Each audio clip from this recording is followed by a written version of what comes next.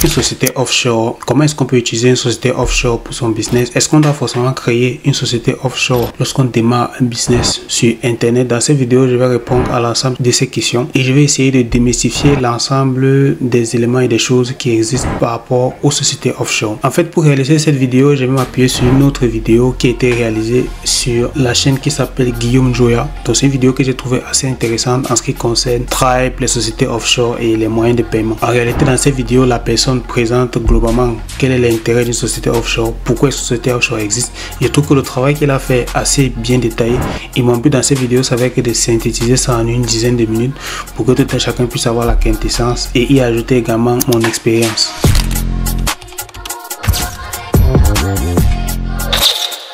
Bienvenue sur Business Machine, moi je suis Abel Otto, je suis ingénieur de formation, passionné de business et mon but sur cette chaîne c'est de partager avec toi mes conseils et mes expériences en ce qui concerne le business en général et le business en ligne en particulier. Si ce type de contenu t'intéresse et ça te parle, n'hésite pas à t'abonner juste en dessous, tu cliques sur la cloche et comme ça tu vas découvrir les nombreux contenus qu'il y a sur cette chaîne. Tu peux également aller dans la playlist des différentes vidéos et tu trouveras pas mal de vidéos business en ligne qui sont intéressantes et qui peuvent attirer ton attention.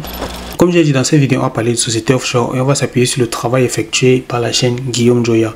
Alors, je trouve sa vidéo assez intéressante, même s'il attaque beaucoup les autres entrepreneurs. Dans le contenu et dans la consistance de la vidéo en termes d'information, pour moi, c'est l'une des meilleures vidéos YouTube qui existe à l'heure actuelle en ce qui concerne société offshore. Pour toutes les communautés aujourd'hui, la personne qui regarde cette vidéo, normalement, sera édifiée sur tout ce qu'il faut savoir en termes de société offshore. Après, il y a des choses qu'il a dites qui sont assez profondes et qui permettent de comprendre pourquoi est-ce qu'il faut utiliser une société offshore et comment une société offshore peut aider un entrepreneur, notamment un entrepreneur qui vient d'un pays étranger, d'un pays par exemple africain, et un entrepreneur qui n'a pas forcément accès aux moyens de paiement. Parce qu'il faut se dire la vérité, aujourd'hui les sociétés offshore pour les Africains sont utilisées beaucoup plus pour pouvoir avoir accès aux moyens de paiement occidentaux, c'est-à-dire Stripe, PayPal, afin de pouvoir recevoir de l'argent. Par contre, ceux qui vivent en Occident n'utilisent pas forcément les sociétés offshore pour ça, puisqu'ils peuvent utiliser les sociétés normales dans leur pays. Là, on va plutôt être sur des considérations beaucoup plus légales, des considérations d'imposition et des considérations financières. Donc là, on n'est plus, pour ceux qui sont occidentaux, dans des considérations encore d'accès aux moyens de paiement. C'est vraiment cette nuance qu'il faut faire. Moi, j'ai fait ces vidéos beaucoup plus pour les personnes qui sont en Afrique ou bien qui sont en Europe et qui souhaitent avoir des sociétés offshore afin de profiter de certains leviers que la société offshore permet d'avoir. Mais également, il y a aussi des personnes qui vivent déjà en Occident, mais qui utilisent les sociétés offshore, par exemple, pour faire des business e-commerce, mais en passant par d'autres pays. C'est-à-dire qu'ils utilisent les sociétés offshore, qui créent dans d'autres pays pour faire leur business. Et on va voir ici dans cette vidéo quelles sont les quelques limitations qui peuvent se poser par rapport à ce type de création de société offshore. Principalement, l'un des premiers points qui est abordé en ce qui concerne les sociétés offshore, c'est qu'il y a beaucoup de conséquences fiscales qui existent en ce qui concerne les rapatriements de l'argent sur des comptes Stripe. Ça veut dire quoi concrètement? Lorsque vous rapatriez de l'argent sur un compte Stripe, le propriétaire de la société, en tant que propriétaire de la société qui est sur le compte Stripe, vous aurez des implications et des obligations à avoir et à prendre en compte lorsque vous avez une société offshore, et c'est très important. Ces implications sont en lien avec les points qu'on va voir dans la suite de la vidéo, qui sont des points liés à l'activité bancaire et à la façon dont c'est régi par les normes internationales. La première des choses à comprendre ici, c'est qu'il y a un besoin de transparence des activités financières, donc tout ce qui concerne l'harmonisation des politiques financières à travers le monde. Pourquoi? Parce qu'il y a une nécessité pour toutes les organisations de mettre en commun les informations pour fiabiliser l'environnement financier. Parce que plus ils ont les informations de tout le monde et plus tout le monde communique les informations financières de ses clients, et plus il y a la capacité de se faire confiance dans un système et de sécuriser l'ensemble du système bancaire. Le but principal ici, c'est de lutter contre quoi? Le terrorisme, la fraude fiscale. L'autre chose qui est importante ici, c'est qu'il y a également le but des politiques monétaires de pousser les pays africains à la transparence fiscale totale. Il faut savoir qu'il y a une organisation qui s'appelle l'OCDE, qui est l'Organisation de coopération et de développement économique, qui est une organisation qui contient pas mal de pays, beaucoup de pays à travers le monde. Il y a un article que j'ai trouvé sur le journal du dimanche qui est intéressant, qui explique ce que c'est que l'OCDE.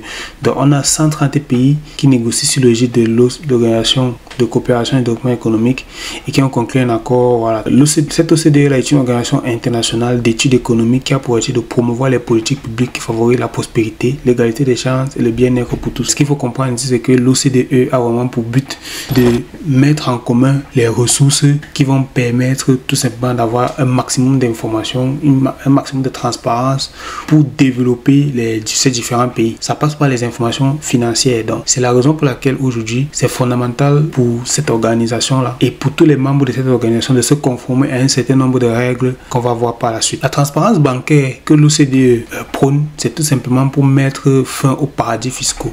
Parce que les paradis fiscaux, ce sont des endroits où les gens partent mettre de l'argent pour pouvoir tout simplement profiter d'un certain nombre d'avantages. Donc, déjà pour que cet argent ne soit pas visible et profiter d'un certain nombre d'avantages. Donc, cette transparence financière vient attaquer cette pratique qui est utilisée par les milliardaires, les sportifs, les gens qui ont beaucoup d'argent ou alors les gens qui ont reçu de l'argent par des moyens détournés. Tout simplement, ça leur permet de mettre cet argent dans ces endroits-là. Tout simplement de ne pas se faire, soit ne pas se faire imposer, soit même ne pas se faire détecter ou utiliser cet argent en toute impunité à des fins qui ne sont pas forcément des fins positives. Maintenant, il existe une loi appelée la loi FATCA. La loi FATCA, c'est une loi qui a été mise en place aux États-Unis et qui concerne les citoyens américains.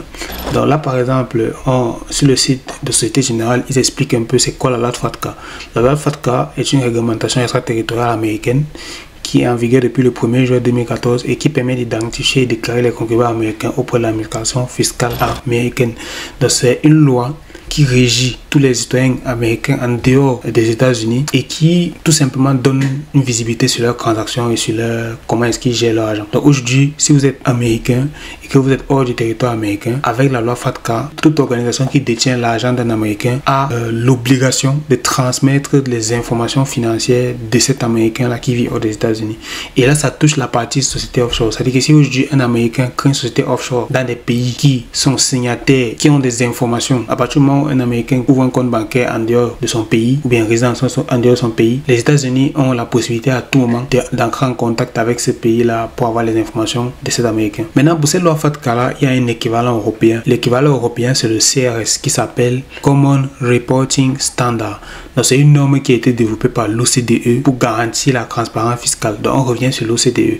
L'OCDE qui veut développer les pays membres et garantir des politiques publiques pour qu'ils se développent, ils mettent donc en place le CRS qui est un équivalent de la loi FATCA créée aux États-Unis pour les Américains. Donc, le CRS a maintenant concerné toutes les autres nationalités pour qu'il y ait une équivalence entre ce que les États-Unis font et tout simplement les autres nationalités en fait. Donc maintenant, qu'est-ce que l'OCDE fait? L'OCDE va exiger de tous les pays qui sont signataires ou bien qui sont membres de l'organisation, qui sont signataires du CRS, de mettre à disposition les informations bancaires de leurs ressortissants. C'est très important d'avoir ça à l'esprit. Ça veut dire que toute personne qui est membre d'un pays de l'OCDE et dont les pays sont signataires dans l'OCDE, l'OCDE exige la mise en place du CRS qui est donc ici sur le site de Société Générale, le Common Reporting Standard. L'OCDE exige donc de tous les pays signataires de mettre à disposition les informations financières et bancaires de tous les membres de ces pays-là. En gros, qu'est-ce qu'il faut donc comprendre? Il faut donc comprendre que le CRS qui a été mis en place par l'OCDE travaille avec d'autres organismes qui sont le HELICOM et le TAXFIN. Donc ces deux organismes-là ont pour but de prévenir le blanchiment d'argent et le financement du terrorisme. C'est des choses qu'il faut garder à l'esprit parce que nous, on est qu'entrepreneurs quand même. On est là pour gagner de l'argent, mais derrière, il y a des personnes qui font autre chose. Il y a des personnes qui financent autre chose. Il y a des gens qui ont d'autres objectifs. Si vous suivez les infos, il y a des choses qui se passent partout à travers le monde, que ce soit dans les pays occidentaux, en Afrique subsaharienne et partout, même dans les pays d'Afrique centrale et autres. Donc, il y a des gens qui financent des activités qui ne sont pas forcément dans le but de la paix ou de la prospérité des peuples. Il y a des gens qui sont là pour des objectifs inavoués et ils passent souvent par l'intermédiaire d'entrepreneurs pour se faire financer. Maintenant, nous en tant qu'entrepreneurs qui travaillons par exemple sur du digital, qui voulons gagner de l'argent pour pouvoir créer de la richesse, pour pouvoir sortir par exemple du métro boulot dodo et autres, il faut comprendre que aujourd'hui, si on passe par un certain type de sociétés qui sont notamment les sociétés offshore, c'est un moyen aussi pour d'autres personnes qui ont d'autres objectifs d'atteindre leur objectif. Donc on est un peu sur le même canevas qu'eux, sauf qu'on n'a pas les mêmes objectifs à la fin. Nous, notre objectif c'est gagner l'argent, leur objectif c'est financer d'autres activités. C'est la raison pour laquelle il faut être conscient de ça dès le départ et de prendre les dispositions qui s'imposent par rapport à ça. Une fois qu'on sait donc que l'OCDE a mis en place le CRS, qu'est-ce qui se passe donc pour les pays qui sont en Afrique? Il faut savoir qu'en Afrique, en fait, il y a beaucoup de pays qui sont donc signataires de l'OCDE, mais qui ne mettent pas en pratique ce que l'OCDE demande, notamment avec le CRS. Ça veut dire la mise à disposition des informations financières et bancaires des ressortissants de ces pays-là. Donc, il faut donc savoir ici qu'il y a maintenant deux types de pays. Il y a les pays qui ont signé la réglementation CRS, mais qui ne font pas partie de l'OCDE. Maintenant, il y a les membres de l'OCDE qui ont signé la réglementation, mais qui ne l'ont pas mis en œuvre dans leur pays. Donc, vous avez deux, comme j'ai dit. Vous avez les membres de l'OCDE qui ont refusé de signer la réglementation, mais qui en font partie. Donc, ils ont refusé de signer la réglementation CRS, mais ils font partie de l'OCDE. Et il y a des membres OCDE qui ont signé la réglementation CRS, mais qui ne l'ont pas mis en œuvre dans leur pays. C'est donc la raison pour laquelle ces pays-là, qui sont dans ces deux cas de figure, n'ont pas accès à Stripe et PayPal. Donc, si on revient maintenant en amont à Stripe et PayPal, ils n'ont pas accès à Stripe et PayPal parce que Stripe et PayPal, qui sont eux dans des pays où la réglementation OCDE s'applique avec la norme CRS et avec la FATCA, ces deux réglementations-là, étant donné que PayPal et Stripe les mettent en application parce qu'ils sont les pays membres de ces réglementations et qu'ils doivent les respecter, ils ne pourront non pas donner accès aux moyens de paiement dans les pays qui ne mettent pas en œuvre cette norme CRS. C'est la raison pour laquelle dans certains pays, il n'y a pas Stripe et PayPal. Vous savez qu'au Cameroun, il n'y a pas Stripe et PayPal. Quoiqu'au Sénégal, il y a déjà. En Côte d'Ivoire, j'ai d'autres fois qu'il y a Stripe. Au Burkina Faso, il n'y a pas Stripe et PayPal. Peut-être dans d'autres pays, dans plein de pays d'Afrique subsaharienne, il n'y a pas Stripe et PayPal. C'est principalement pour ça. C'est parce qu'il y a une norme qui est liée à la transparence financière et qui demande à ces pays-là de mettre à disposition les informations fiscales et bancaires des ressortissants de ces pays en cas de demande. Et étant donné que ces pays-là ne mettent pas en application ou alors n'ont pas signé cette norme CRS-là, il n'y a donc pas possibilité pour Stripe et PayPal de travailler avec eux. C'est aussi simple que ça. Maintenant, c'est important au-delà de ça de savoir pourquoi est-ce qu'on va donc utiliser une société offshore. Une société offshore va donc être une société qui est au-delà des frontières. C'est ça qu'on parle de offshore, c'est-à-dire au-delà des frontières. Donc, c'est une société qui va être donc logée dans un pays qui respecte toutes les conditions. Donc, c'est un pays qui est membre de l'OCDE et qui respecte la norme CRS ou alors la loi FATCA. En conséquence de ça, on pourra donc profiter de la transparence financière qui existe dans ces pays-là pour pouvoir recevoir de l'argent dans ces pays-là et ensuite faire vivre son business. La société offshore a l'avantage principal donc de pouvoir faire son business sur internet, recevoir ses paiements, faire tourner sa société, gagner de l'argent. Mais l'inconvénient, c'est que vous avez un entretien qui est lié à cette société offshore principalement et ensuite vous avez les implications fiscales qui vont avec en fonction de votre nationalité. C'est aussi simple que ça. Ça veut dire que si vous créez une société offshore dans un pays qui met en application la loi FATCA ou alors le CRS, la norme CRS dont on a parlé, et que ce pays est membre de l'OCDE, vous avez donc derrière les implications fiscales qui vont avec. Aussi simple que ça. Ça veut dire que ils peuvent demander à mettre à disposition les informations du caractère de la société. Ils peuvent demander à tout moment de voir les informations fiscales de tous les membres qui sont liés de près ou de loin à cette société-là également. Dans la vidéo, il parle aussi de l'héritage société offshore. Bon, ça c'est pas forcément quelque chose qui nous intéresse principalement, mais il faut quand même noter que la société offshore est exonérée de droits sur l'héritage, ce qui n'est pas une mauvaise chose.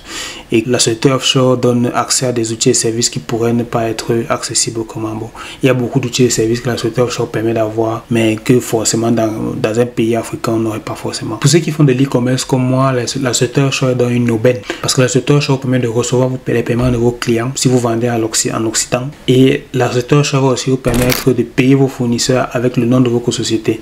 Ça, c'est important, c'est intéressant. Ça permet en fait de faire tourner votre business, de gagner votre argent et de développer votre activité sur le long terme. Dans sa vidéo, Guillaume Joya parle aussi des problèmes fiscaux de résidence pour les athlètes. C'est-à-dire que, étant donné qu'il y a des sportifs par exemple qui gagnent beaucoup d'argent, à un moment donné, ils se retrouvent à faire des montages. Parce qu'un sportif, prenons par exemple un joueur de football qui va changer de pays, chaque année par exemple, il fait des transferts d'un nouveau pays. Étant donné qu'il y a un problème de résidence fiscale qui va se poser parce que peut-être la résidence fiscale qu'il a par rapport à l'argent qu'il gagne, il souhaiterait peut-être qu'il fait une économie d'impôt. Il peut se retrouver à créer des sociétés offshore et en fonction de sa résidence fiscale, oublier qu'il y a une implication sur sa nationalité. Parce que c'est possible de créer une société offshore par exemple dans un pays pour peut-être avoir une exonération d'impôt, mais ça n'exonère pas le fait que le pays peut demander, c'est-à-dire le pays de résidence, bien le pays de nationalité de ce sportif-là peut demander les informations à tout moment au pays dans lequel il a créé sa société offshore. Et ainsi donc, on pourra donc mettre à nu les informations bancaires et ces informations fiscales. Les points importants pour la société offshore, c'est l'optimisation. Quand vous créez une société offshore, il faut pouvoir optimiser un certain nombre de choses. Donc, première des choses, c'est optimiser les coûts de maintenance. Donc, faut savoir que quand vous allez créer une société offshore, vous aurez à payer des coûts de maintenance annuels. En fonction du type de société que vous allez créer, vous aurez à optimiser les coûts de maintenance. Maintenant, si vous souhaitez savoir quel type de société offshore créer, il y a des spécialistes pour ça. Si vous voulez que, par exemple, moi, quelqu'un comme moi, qui a déjà eu à créer des sociétés offshore pour des personnes et qui a créé sa propre société offshore, vous accompagne, j'ai également un accompagnement qui est prévu pour ça. Et vous pouvez cliquer en dessous dans la description pour pouvoir en savoir plus. Donc, en fait, c'est fondamental de savoir comment choisir sa société offshore. Le seul conseil que moi je peux donner ici, c'est que en fonction de votre nationalité, il faut faire très attention à la société offshore, au pays de la société offshore que vous prenez. Si vous êtes une nationalité occidentale et que vous créez une société offshore, par exemple au UK, si vous gagnez beaucoup d'argent avec votre business, derrière vous pourrez avoir des implications fiscales en fonction de votre nationalité. Bien évidemment, en fonction de votre lieu de résidence et en fonction de votre domiciliation fiscale, à ce moment-là, ça change. Mais si par exemple vous vivez à Paris, vous avez une société offshore à Londres et que vous n'avez jamais payé d'impôts, à un moment donné, le fisc peut remonter les informations facilement à tout moment parce qu'il y a la loi CRS qui existe et que la France et le UK sont par exemple membres de l'OCDE. À ce moment-là, vous avez une implication fiscale qui est sur vos sociétés et sur vous-même en termes d'imposition. Donc c'est des choses comme ça auxquelles il faut faire très attention lorsqu'on crée sa société et qu'il faut prendre en compte lors de la mise en place de son activité. Il faut savoir qu'une société offshore n'est pas forcément exonérée d'impôts. Donc quand vous avez une société offshore que vous gagnez de l'argent, si vous faites du bénéfice, vous êtes imposable sur le bénéfice que vous avez réalisé. Il faut faire très attention à ça pour ne pas être blacklisté au niveau international avec votre société. Et ensuite, il faut pouvoir considérer les aspects fiscaux. Ensuite, pour terminer, en fonction de votre activité, il faut pouvoir analyser les aspects fiscaux de votre société offshore. Si vous avez une société, par exemple, d'e-commerce, que vous faites de l'e-commerce, les considérations ne sont pas les mêmes que si vous faites la prestation de services. Parce qu'en e-commerce, vous avez des fournisseurs à payer, vous avez un bénéfice à dégager, vous avez une marge à évaluer. Par contre, si vous faites, par exemple, de la prestation de services, de la vente de services, ou alors du consulting, là, globalement, vous avez une plus grande marge. Donc, du coup, vous avez peut-être une meilleure marge de manœuvre. Donc, en fonction de l'activité que vous faites, ce n'est pas forcément le même type de société offshore que vous allez mettre en place. Mais il faut garder à l'esprit que il faut toujours se renseigner et prendre le maximum d'informations lorsqu'on crée sa société offshore. Pour résumer la vidéo, en fait, ce qu'il faut comprendre ici, c'est que les sociétés offshore sont là pour nous permettre de mettre en place nos activités dans des pays qui ont un certain nombre d'avantages. En fonction maintenant de notre nationalité, il y aura des implications au niveau fiscal et au niveau bancaire. C'est important de savoir ça pour ne pas se faire rattraper plus tard lorsqu'on a déjà accumulé et réussi un certain nombre de choses dans ses affaires. Maintenant, la création de la société offshore dépend du type d'activité qu'on va faire et il est important de faire attention à la façon dont on structure tout ça pour que derrière, il n'y ait absolument pas de problème par rapport à ça. Donc, il faut toujours essayer de se renseigner. Est-ce que notre pays est membre de l'OCDE? Est-ce que le pays dont j'ai la nationalité a signé l'accord CRS? Est-ce que notre pays met en application l'accord CRS? Ensuite, en fonction de ça, où est-ce que ma société offshore est située? Est-ce que je vais payer des impôts sur ma société offshore? Je paye des impôts sur le chiffre d'affaires, je paye des impôts sur le bénéfice, comment ça se passe? Et derrière, est-ce que le fait donc que mon pays ait signé les accords CRS veut dire que je vais aussi payer des impôts en fonction de là où je vis? Ou bien est-ce que je vais payer des impôts en fonction de là où moi je suis résident fiscal? Donc après, vous avez toutes ces informations à prendre en compte lors de la création de votre société offshore et ça vous permet que derrière de tout ça mettre beaucoup plus serein sur le long terme. J'espère que le résumé était clair dans cette vidéo. Pour ceux qui veulent avoir vraiment les informations détaillées, donc comme je l'ai dit, la vidéo de Guillaume Joya sur sa chaîne est assez exhaustive par rapport à ça, assez détaillée en fait. Il y a vraiment tout à l'intérieur. Mais mon but c'était de reprendre avec moi mon expérience et les informations que j'ai afin que ce soit beaucoup plus clair pour que vous puissiez tout simplement savoir comment ce offshore peut vous aider, comment est-ce que vous pouvez la créer, quelles sont les considérations à prendre en compte sur le long terme lorsque vous l'avez créé. Donc voilà, c'est tout pour cette vidéo. Je me suis jusqu'à la fin de la vidéo. Si vous avez apprécié ce contenu, vous laissez un pouce bleu.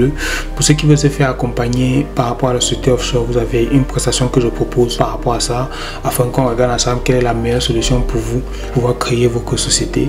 Si le contenu vous a plu, bien évidemment, n'hésitez pas à vous abonner et à partager dans tous vos groupes de business. On se retrouve dans une prochaine vidéo. Merci.